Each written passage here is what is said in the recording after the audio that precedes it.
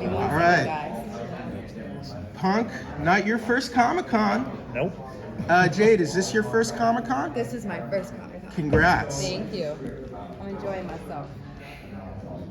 So, Punk, do you have an update? How is progress with the injury, and do you have a time frame yet? What do you think?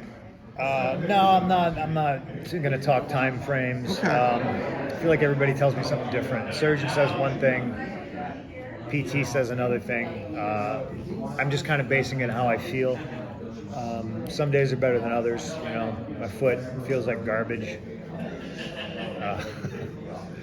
But I know, I think it's the type of injury where I know there's 1 week it's going to just progress to a point where, you know, I can start pushing. I'm in a hurry to get better. I'm not in a hurry to come back. Because if I feel if I put that pressure on me to hurry to come back, I'm not going to come back 100%. And the last thing I want to do is come back too soon, re-injure it, have a setback, and then I'm going to start drinking if I, you know, get another setback. So it's day to day, better than I was yesterday, you know. What do you miss most about being away from AEW? What do I miss? I mean, I for sure miss being in the ring. We had a lot of cool stuff planned. All the New Japan stuff. Man, yeah. We had a lot of neat stuff fucking planned. Being the captain of the boat and leading by example, you know, I feel like now I'm just sitting watching it, and that sucks. You know, like I was supposed to get the chance to be in the ring with, like, you know, Will Ospreay, a couple other New Japan guys, and you know that I had to watch that slip through my fingers, and it was not easy. But you know, we can revisit all that stuff in the future. But that's kind of what I miss the most. Is just like the fucking. That's the action for me. Is the action, being in the ring, listening to the crowd go crazy. Jade, when is Tony gonna stop cutting the you know what?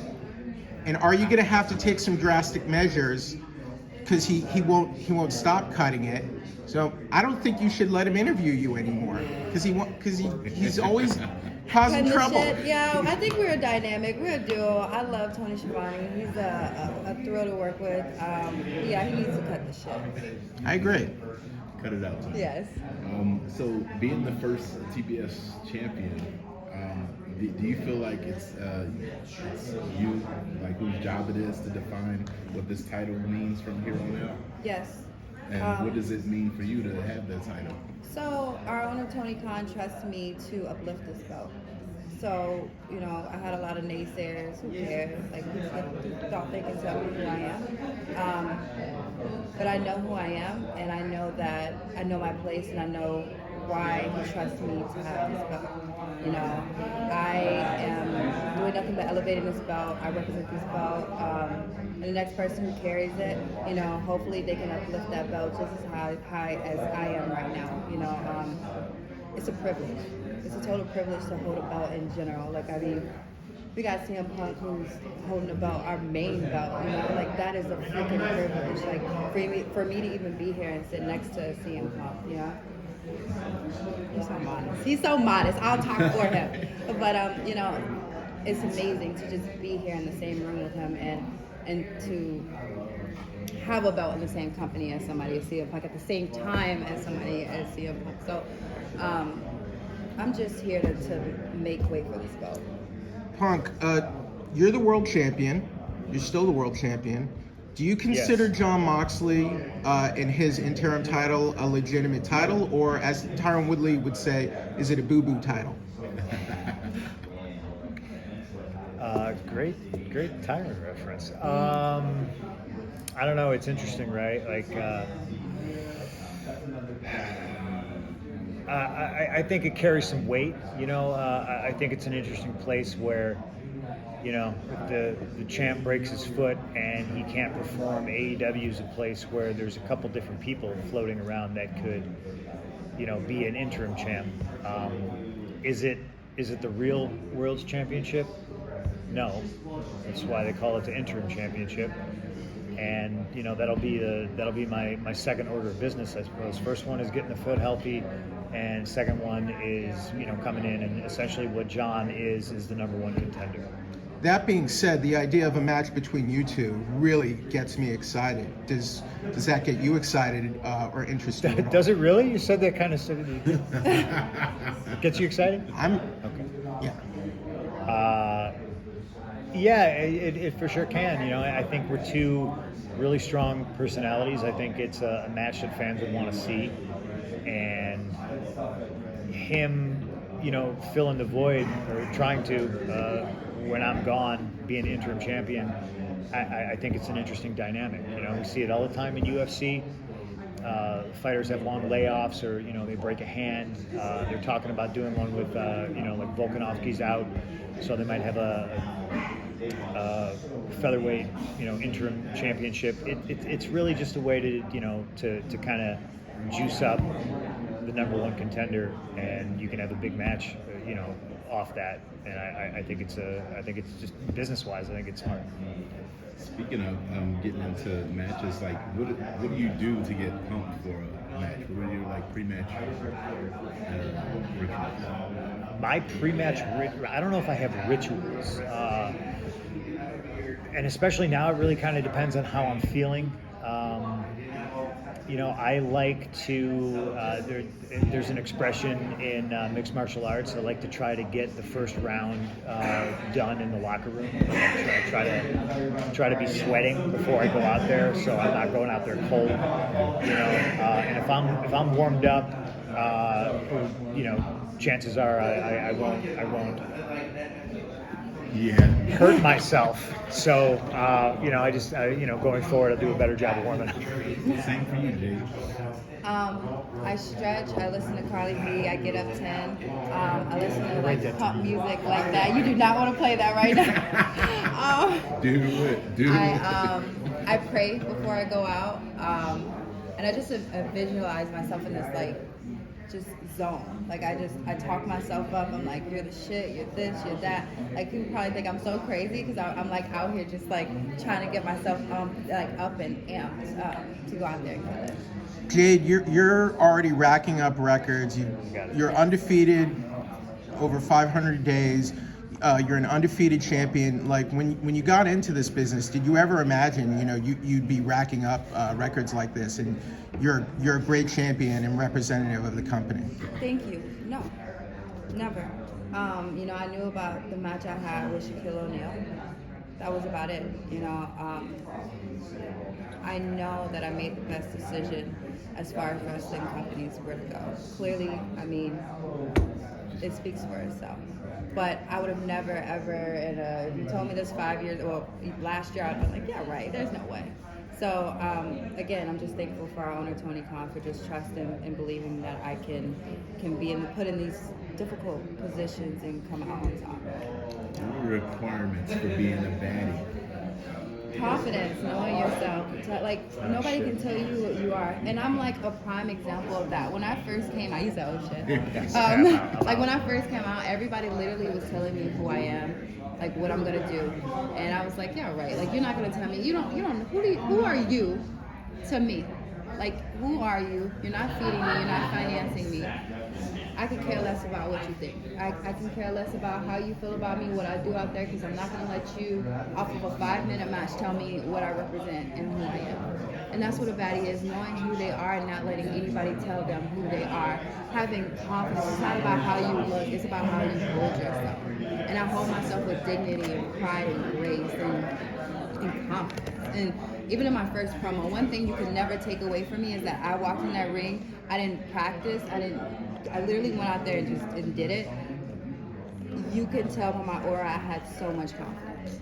And there's nothing that nobody can say about that. Punk, does it ever dawn on you? You returned to wrestling after a 16-year hiatus, less than a year ago. For the first dance, came back to wrestling for the first time in 16 years. That wasn't even a year ago. Is that crazy or what? Yeah, it's pretty wild. Yeah, it's wild. It's cool though. The AEW AEW didn't exist until 2.5, 3 years ago. So there wasn't another avenue for me to do what I do best. So I had to kind of find other stuff to do. I'm just thankful and grateful that it's here. But yeah, it's crazy. It's not lost on me how wild it is. Did you pick Darby to be your first opponent? Did you have discussions with Tony about who it was going to be?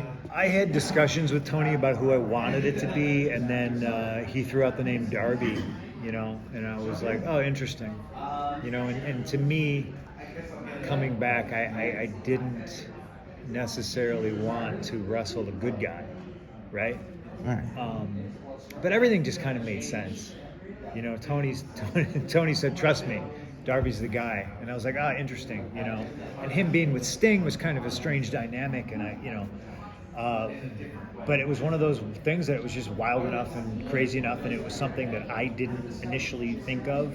So I was just like, oh, cool. I think that's important to be receptive, right? Like, I had this idea of what I wanted to do, and having a boss in a company in a situation where you can have discussions. It's not just like, oh, you're doing this.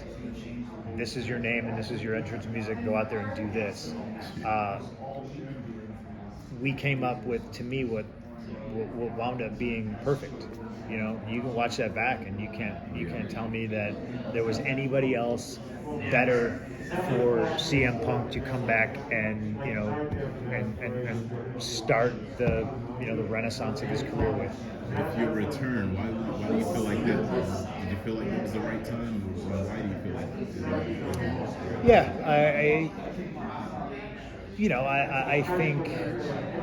I think I laid a lot of the groundwork for AEW to become what it was without realizing it. It's like I spent my career planting seeds for trees I never thought I would get to sit in the shade of, and lo and behold, holy shit, I can chill in the shade of these trees that I planted. And a lot of people help grow them and water it, but it's neat. The whole situation's pretty badass. Jay, did you fire Mark Sterling, or is it just Stokely right now? Does Mark still work for you? What's the dynamic there? For me. He's still my lawyer. Okay. Yeah, Stokely's my PR, so they're on two different spectrums. Can you trust Stokely? It looks like there's some tension there with what's been happening with the baddies lately. He invited some random some girl rando off the street that we can't trust. We don't know who she is. She probably just wants to be around to get the star rub. But we're gonna have to see what's about to happen. And then Stokely just came here, so I'm like, who are you to tell me what I can do? And this is my show, so I guess we're gonna sit back and see how this all plays A out. message for anyone coming for that title. Who? Nobody's gonna take this title. This is my title. I'll decide when I want to drop in, when I'll go for the main titles. And Punk, talking about great moments, when you got to headline the Greensboro Coliseum, teaming with Sting and Darby, you were wearing face paint. Yeah. Like, that's just iconic stuff. How does it feel that you can still get to do matches like that and get in the ring with icons like Sting and you're an icon too, but just amazing stuff, man. I'm an Love icon that. when I'm in the ring with Sting, in the Greensboro Coliseum. Yeah. Like, that shit's wild. That's history, You watch this shit when you're a kid, and you grow up, and you get into the business. You do it because you love it. You do it because your heart's in it. You certainly don't do it for fucking money. Yeah. I've been broke longer on this earth than I've had fucking money in my pocket, and you do it to chase those moments that you watch on television. And watching Sting on television for so long, like, next thing you know, you go, oh shit, I get to tag with Sting in the Greensboro Coliseum. We both came to each other, and I told him, I was like, I want to make gear that you wore when you wrestled Flair. The black long boys with the gold scorpion. And he said to me, well, I want to wear your shirt maybe come up with a way to put your design on my face paint. And I was just like, holy shit, and it's wild to be in those positions, in those moments, and I cherish them very much. And I want to go fucking do some physical therapy on my foot right now so I can hurry back and get back to doing exactly those things. I'm sorry, go ahead. You're one of those stars. Like I've watched your like whole career, man, and you're one of those stars who like you left and then came back and nobody forgot about you. On his time. You like even that long. Everyone was like, your name was still out there. Everyone knew he came back, and it was like we didn't have to introduce you to anybody because they knew who you are. Even new wrestling fans, like yeah, it's crazy. I mean, it's not lost on me that people chanted my name for 7 years. 7 years. 7 years is a long fucking time. So it's not lost on me. So I feel like every day I'm in the ring is. I hate saying blessing. I'm just fortunate, and all those moments aren't lost on me. That's why this is so upsetting, because I could have had those moments with like Ospreay, Tanahashi, other people too. It's just you're making me antsy to get back to it.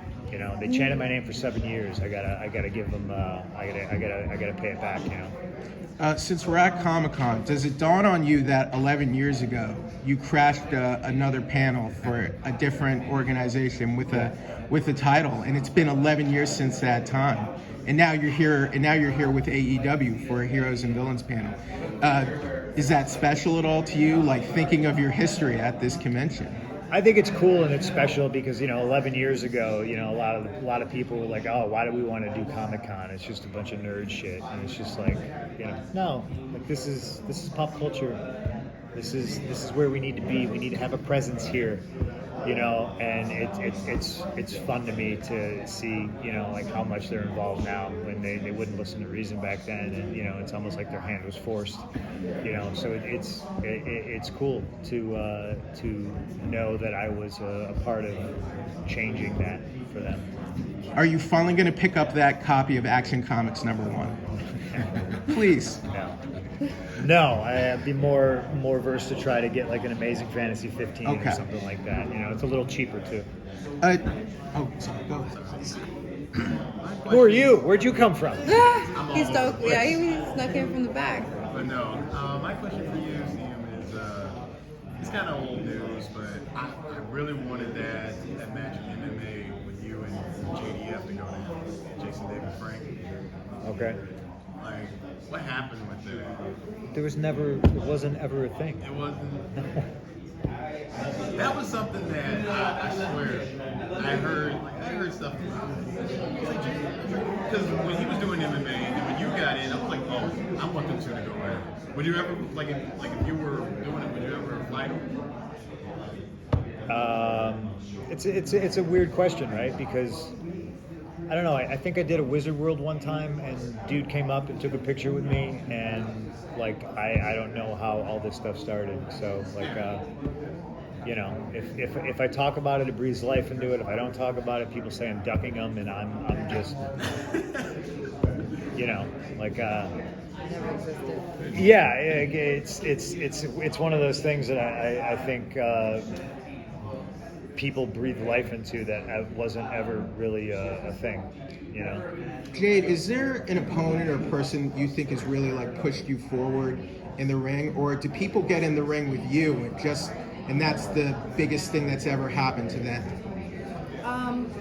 Well, one of the people that I work with, Brian Danielson, is Red Velvet, and she's really pushed me in the ring, and she's like literally helped groom me and like calm me down when I think I've done anything like brutal. And working with Athena right now has really pushed me to new heights. She came in like guns a-blazing.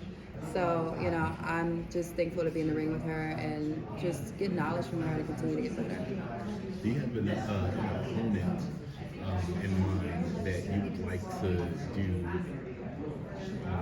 program? I have two. So I know Britt and I will freaking kill it on promos. Like, I will bury this girl. And I could say she'll probably get like a one-up here and there, but I'll bury this girl. And Chris Statlander, she's a powerhouse. I think it'll be a great match. I think we both can show some crazy ass moves and just deliver an entire different women's division that people haven't seen before. From another standpoint, are there people in the pro wrestling business that you looked up to, that you kind of got inspiration from? Just China. Just seeing her strength and power and like just not backing down. I'm continuing to walk in those footsteps, and hopefully, eventually, I can work with wrestling men. She really just wants to beat the shit out of me for some reason. Yeah, that's not it. No, I would love that. So, yeah, I don't know if that will ever happen at AEW, but if it does, I would love to be one of the first women to do it. What do you guys think people are so drawn to, not pro wrestling per se, but with the landscape now, there are a lot of people that are just drawn to AEW. But what do you think that is? We're different. Why do I think that is? So what do you think makes that people just turn their, like, this is what We're they want alternative. now? We're rock stars. We're like, Yeah, it's a punk rock concert. Yeah. Like we're not trying to muffle the crowd or pipe in, cheers or boos for whatever. We want people to come to the shows and have a good time. Cheer for who you want, boo for who you want, get loud, get wild, have a good time. we're realistic, if I punch you in the face right now, you're probably like, oh man, geez, like, and say some funny line, corny line. You're probably gonna probably curse, spit out some words, and punch right back. Like, we're a gritty, blood and guts company. We're a realistic company. If I'm watching wrestling and I'm 30 years old, I'm not watching some powder puff stuff. I want to see some real guns a-blazing, punching back and forth, going at it, going crazy. That's what I want to see, That's get people out of their seats. It's variety. Wrestling on television for the past 25, 30 years has been the same thing. Yeah. I love pancakes, but if I eat pancakes for 25 years straight, and then you tell me that there's blueberries in these pancakes over here, I'm gonna be like, holy shit, what? It blows your mind, because it's the same, but it's different and it's better. Yeah. I'm sorry. Okay. I'm sorry I'm going to say this, but what you did with MJF was magic, and you guys did some really deep cuts in that whole thing. Did you like that you got to do some of those deep cuts and callbacks, and just some of the work you got to do with them, just in terms of character and storyline, just gave me chills, and I thought it was really special. Yeah, listen, I think there's an art to making things personal, and I think that's, to me, what draws interest and draws money, right? Have either of you guys ever been in a wrestling ring? You ever been suplexed off the top rope? Okay, so if you're watching the show and you see somebody get suplexed off the top rope, you can assume, okay, that's not enjoyable. That's not something I want to do. That sucks, right? But you don't know because it's never happened to you. But if you see two people on television and they're having a conversation and they have a disagreement and one stabs the other one in the back, chances are you've had a family member or a friend hurt you in that way, and you can relate to that. And that's what pro wrestling is to me. That's what draws you in, and that's what makes it interesting. We have a lot of impressive athletes in AEW. They could do all the moves that I never fucking could do. But the thing is, I don't want to do them either. What I want to do is make you feel a certain way, whether that's hatred, joy. I came back to pro wrestling and I had grown men in the audience Crying. bawling, right? I was bawling because there was raw emotion in that building, and I will chase that until I can no longer wrestle. To me, that's what it is about. Those moments are special. It's not easy to do. Sometimes can be very, very difficult to do. But holy shit, when you got them, when I got you guys, And you had us. there's nothing like it. You know, that's why it's enjoyable to me that we have these characters, and as you know,